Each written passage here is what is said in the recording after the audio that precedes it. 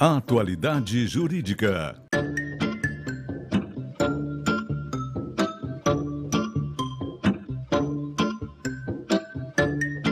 Com Odilon Garcia Júnior e Ivone Garcia.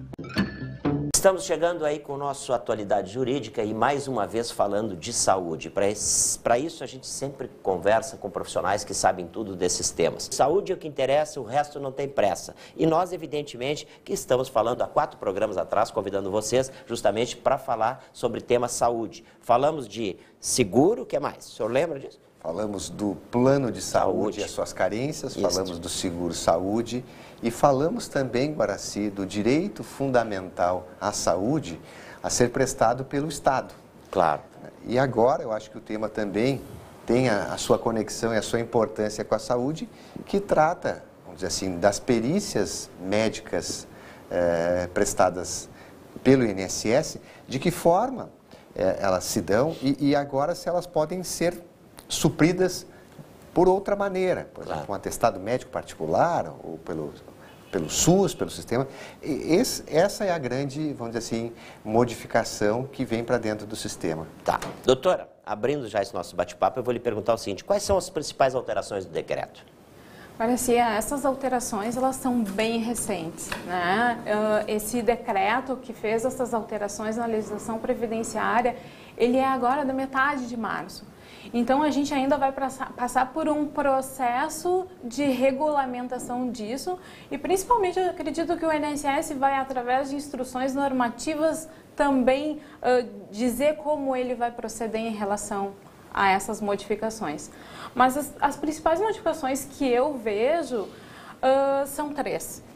Primeiro, quanto à possibilidade da apresentação de um atestado médico particular para conceder um benefício, e esse benefício, quando a gente diz, é obviamente um auxílio-doença ou uma aposentadoria por invalidez, que vão ser só em alguns casos.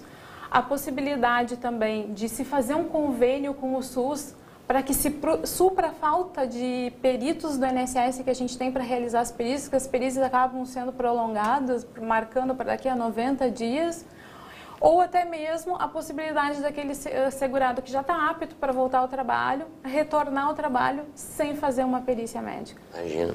Doutor, e quais são os casos de concessão de benefício apenas com o atestado médico particular?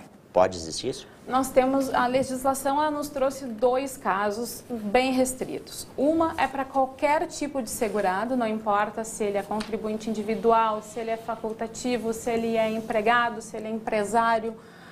Qualquer segurado que estiver hospitalizado, ele vai poder apresentar um atestado médico particular para então requerer a concessão do benefício. Essa situação acaba sendo meio notório que existe uma doença grave incapacitante, né, claro, se ele está numa internação hospitalar. E a segunda questão é em relação ao empregado, e aí a gente está falando daquele empregado de carteira assinada, e quando se trata de prorrogação de benefício, não concessão originária de benefício. E aqui eu acredito que se essa legislação, ela realmente, através das instruções normativas, ela for bem regulamentada, a gente pode vir a acabar com um problema que a gente acaba se deparando no escritório.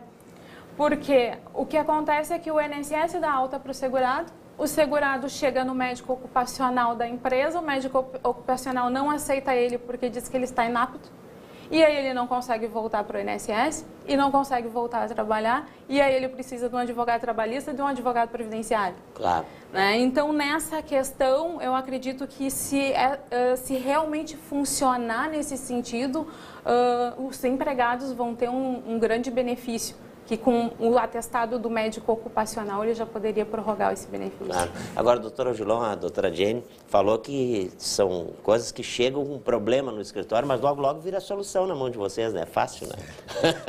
Acho que é mais fácil, né? Que bom que tu pensas assim, agora. Eu penso assim.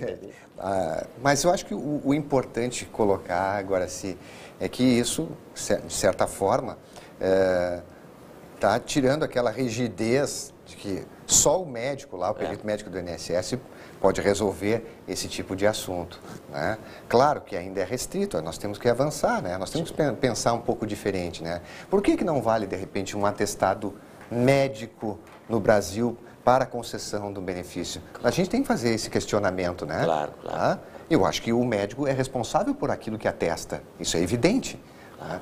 Nós temos que jogar isso tudo para dentro de uma perícia do INSS? Essa é a pergunta, né? Acumular Bom, tudo isso. Isso está sendo flexibilizado de alguma forma. Não, claro, evidentemente como uma regra geral, ó, quero conceder um auxílio-doença, vou lá e levo um atestado particular. Não vai funcionar. Tem que passar pela perícia médica lá. Mas se for por uma prorrogação disso, já está valendo. Claro, o caso de alguém que está hospitalizado não tem como se locomover, está internado, então isso é até uma razão lógica. Tá? Mas já é um avanço, isso que a gente gostaria de trazer e debater para as pessoas tomarem conhecimento, né? E não só aquele que é o segurado que precisa, mas também muitas vezes na empresa, a empresa precisa saber lidar com esse assunto. Claro. E doutora, como é que ocorre o retorno ao trabalho sem perícia? Pode existir isso?